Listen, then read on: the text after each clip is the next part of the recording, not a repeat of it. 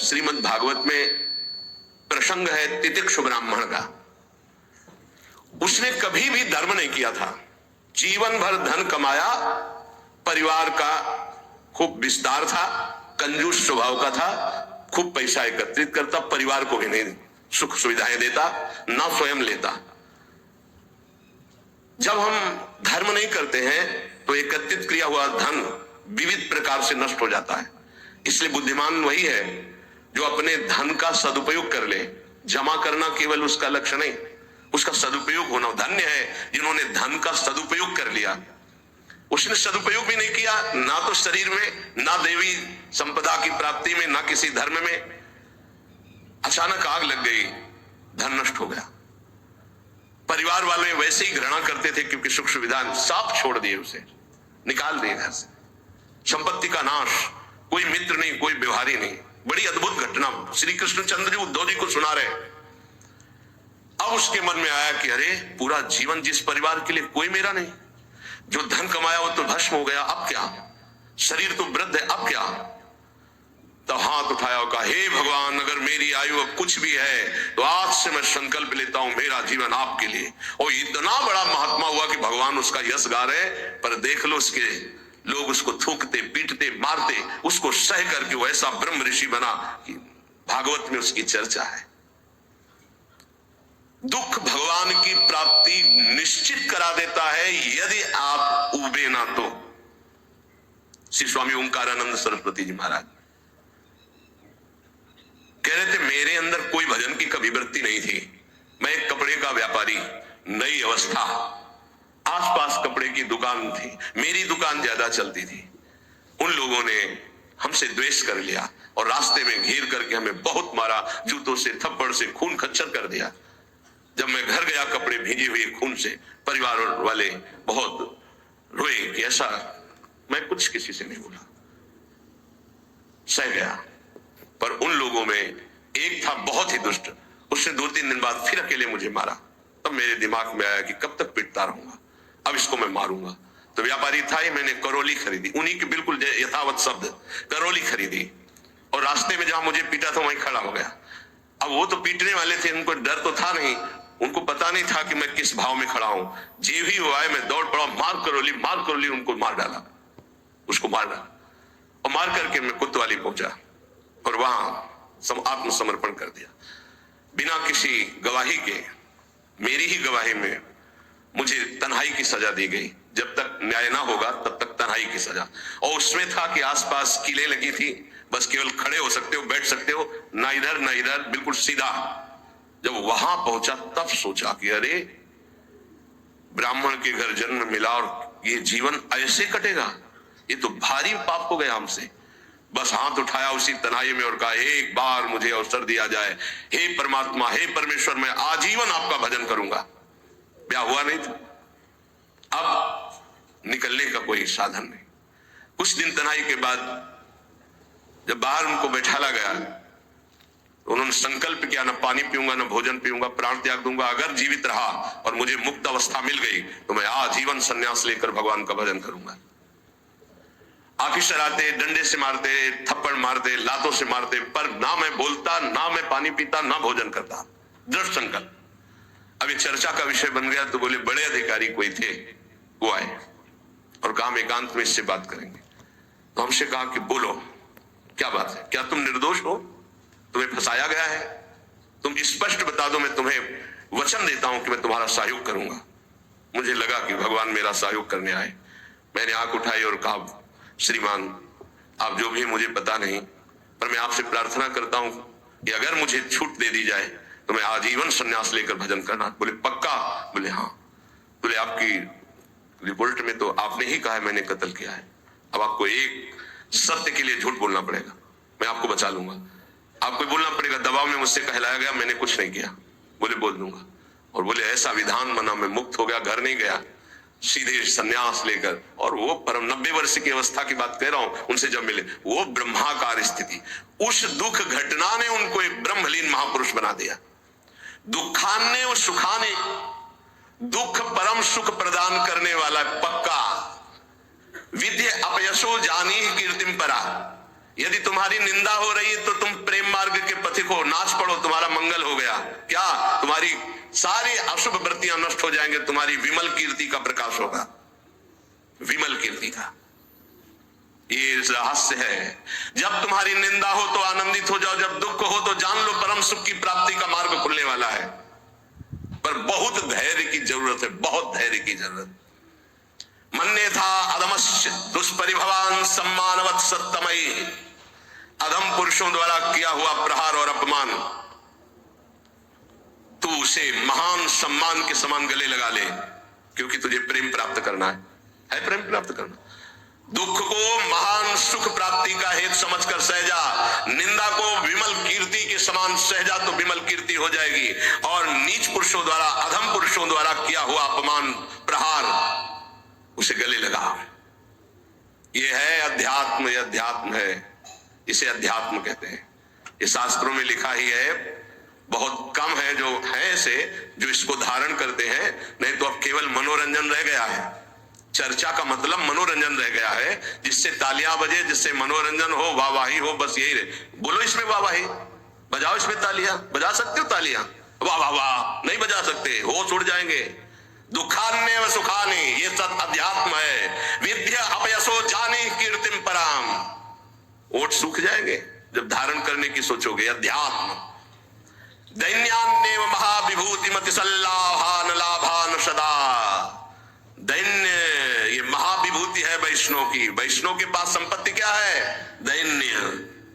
यही दरबार दीन को आदर रीति सदा चली आई। दैन्य, दैन्यान्यो महाविभूति मति सल्लाभान लाभान सदा, अलाभ को परम लाभ जानकर दैन्य भाव से मान अपमान दुख सुख जो भी परिस्थिति निंदा स्तुति सबको चीरता हुआ जो नाम जप करता हुआ आगे बढ़ता है, तो कह रहे वृंदावनम जीवनम, उसके जीवन में दिव्य वृंदावन का प्रकाश हो जाता है। भक्ति के सारांश में वर्णन करते हैं 64 अंग हैं। यदि ये 64 अंग भक्ति के संपूर्णतया हृदय में प्रकाशित हो जाए तो प्रेम अपने आप जागृत हो जाएगा। पहले एक उपासक ने प्रश्न किया कि हम कभी ये जपते हैं, कभी ये जपते हैं, कभी इनकी सेवा करते हैं, कभी इनकी सेवा करते हैं, बड़ा मन चंचल और दुविधा में फंसा रहता है, क्या करूं? तो यहां पहला भक्ति का लक्षण है श्री गुरु चरणों का आश्रय लेना। श्री गुरु चरण पादाश्रया। जब हम गुरुदेव के चरणों का आश्रय ले लेते हैं तो ये प्रश्न ही नहीं बनता जो वो प्रश्न कर रहे थे। ये प्रश्न उन्हीं का बनता है जो मनमुखी चाल चल रहे हैं। गुरुमुखी में ये प्रश्न नहीं। बोलो जितने गुरुमुखी हो, तुम्हें प्रश्न है कि मुझे क्या करना है क्या नहीं करना। तुम्हें पता होगा मुझे किसकी उपासना करनी हो, कैसे करनी है। अगर इतना पता नहीं तो गुरुमुख नहीं हो, कंठी बनवा लिए हो, अभी गुरुमुख नहीं हुए तुम। गुरुमुख वही जिसका समाधान हो चुका है। क्या समाधान? मेरे आराध्य देव श्री प्रिया प्रीतम, उनकी उपासना ये पूरा पता है, अब उसमें कोई मिलावट की जरूरत नहीं। इसलिए भक्ति के प्रथम अंग का श्री गुरु चरणों का आश्रय, यहां से प्रारंभ ही होती है। असली भक्ति का स्वरूप यहीं से प्रारंभ होता है, गुरु चरण आश्रित। एक बहुत प्रवीण बुद्धि के उन्होंने कहा कि अगर हम अव्यक्त को गुरु बना लेते हैं तो व्यक्त गुरु बनाने की जरूरत क्या है? पकड़ो, अव्यक्त वाणी चल रही, यहां वाणी है अव्यक्त, पकड़ो उसको, पकड़ के दिखाओ। नहीं, आप नहीं पकड़ पाएंगे। तो वही अव्यक्त सत्ता व्यक्त गुरुदेव के रूप में, गुरु साक्षात पर ब्रह्म, और वही उपदेश देने के लिए आती है। अव्यक्त आके तुम्हें डांटेगा नहीं। अगर अव्यक्त गुरु की बात माननी तो सब लोग शांत होकर अपने हृदय में देखो। जब तुम गलत करना चाहते हो, अव्यक्त गुरुदेव तुम्हें उपदेश देते, मानते हो तुम उनकी बात? देखो ना, अंदर आता गलत है, नहीं करना, मानते हो बात? और व्यक्त गुरुदेव धज्जियां उड़ा देंगे तुम्हारी। अगर जरा भी तुम आश्रय छोड़ के भाग गए तो बात अलग है। जरा भी आश्रय लिए तो तुम्हें सुधरना पड़ेगा। आज नहीं तो कल, कल नहीं तो परसों तुम्हें भगवत प्राप्ति होगी, पक्का होगी, क्योंकि गुरु की नजर पड़ चुकी है। अब तुम्हें विकार परास्त नहीं कर सकते। श्री गुरु चरणों का आश्रय लेना पहला। दूसरा, श्री गुरु चरणारविंद के आश्रित होकर उनसे मंत्र दीक्षा लेकर इष्ट से संबंध का परिचय जानना। गुरुदेव से मंत्र दीक्षा लेकर इष्ट से संबंध का परिचय जानना। आपको पता है आपका क्या संबंध है? पता होगा? आपका अपने इष्ट से क्या संबंध है पता है? भाव संबंध को गुरुदेव जो प्रदान करते हैं वो तो पता ही होगा कि आपका आपके इष्ट से क्या संबंध है, नहीं है? हाँ, ये अंदर का विषय है। अपने इष्ट से क्या संबंध है ये आपको पता होना चाहिए। गुरु मंत्र दीक्षा और इष्ट संबंध भक्ति के 64 अंगों में दूसरा, पहला है सबसे पहला गुरु आश्रय। एक आए थे बहुत ज्ञानी जी, बहुत बड़े ज्ञानी जी। वो मुझे मोह क्यों है? भ्रम हो गया है। ये भ्रम क्यों है? क्योंकि अज्ञान है। या ज्ञान क्यों है? क्योंकि आप स्वीकार किए। ये आप कौन है? ब्रह्म है। ये ब्रह्म कैसे है? वह किसके चेला हो? गुरु बनाया किसी को? बोले बनाने की चेष्टा की थी, किसी का नाम लिया। बोले बनाया तो किसी को नहीं, तुमको कुछ नहीं हो तुम। भक्त क्यों है? माथे में तिलक लगाया कोई प्रश्नवाचक चिन्ह का नहीं, देख के ही पता चल जाएगा कि संप्रदाय के हो। ले चल रहे क्यों संप्रदाय के हो? नहीं, आप किस संप्रदाय के? बोले क्यों? किसके चेला हो? बोले क्यों के? तो ऐसे एक प्रश्नवाचक चिन्ह नहीं होता, तिलक लगाया कोई प्रश्नवाचक चिन्ह का, दूर से पता, दूर से डर जाएगा लोग कौन संप्रदाय। बोले क्यों वाला है?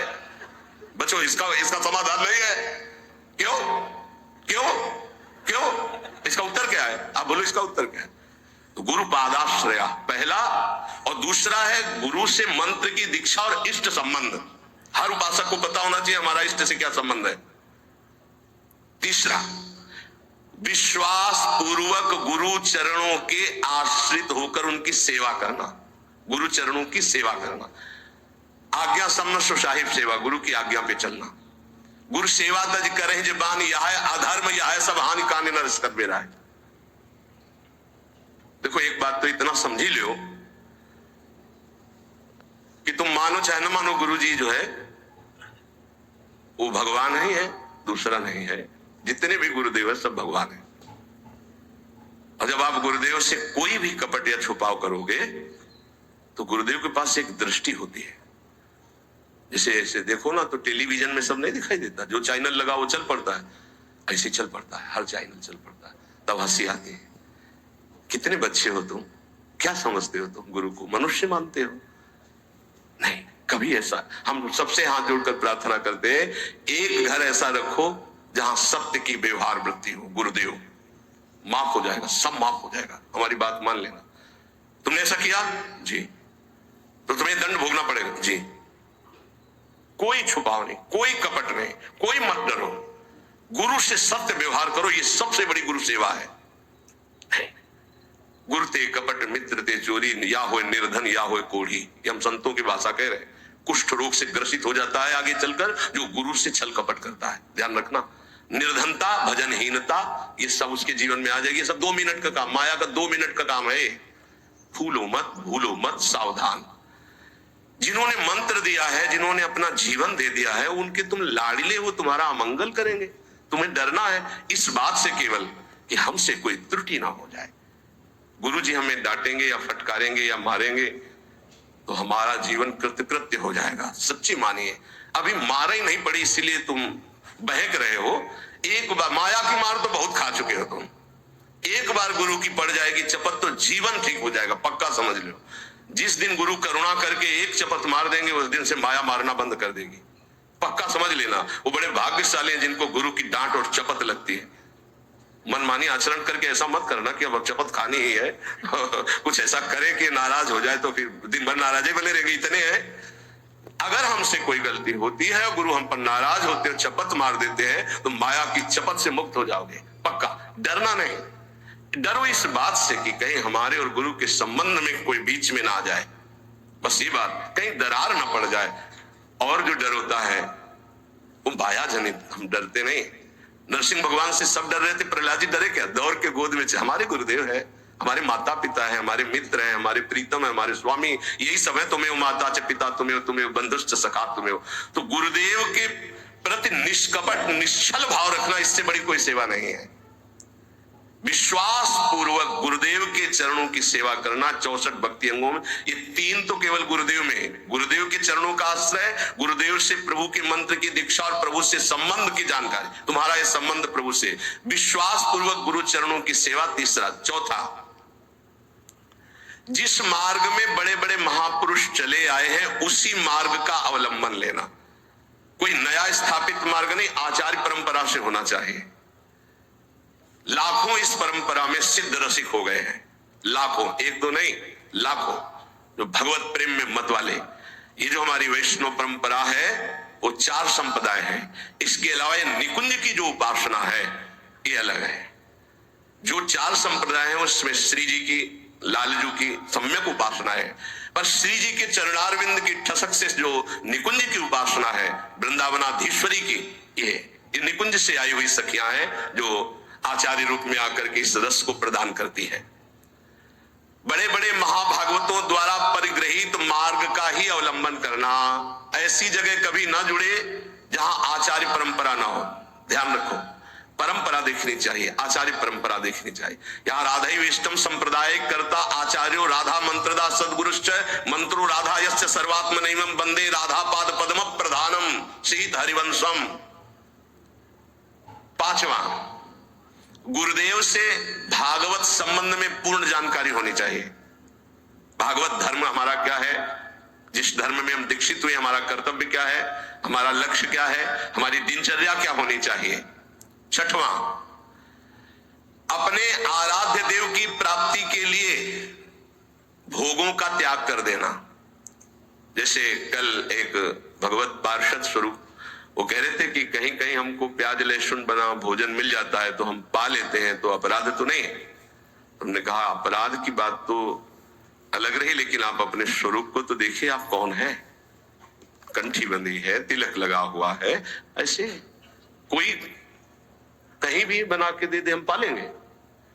क्या आप अपने लाला को लगाए बिना भोग पालेंगे? अब इसका उत्तर नहीं था।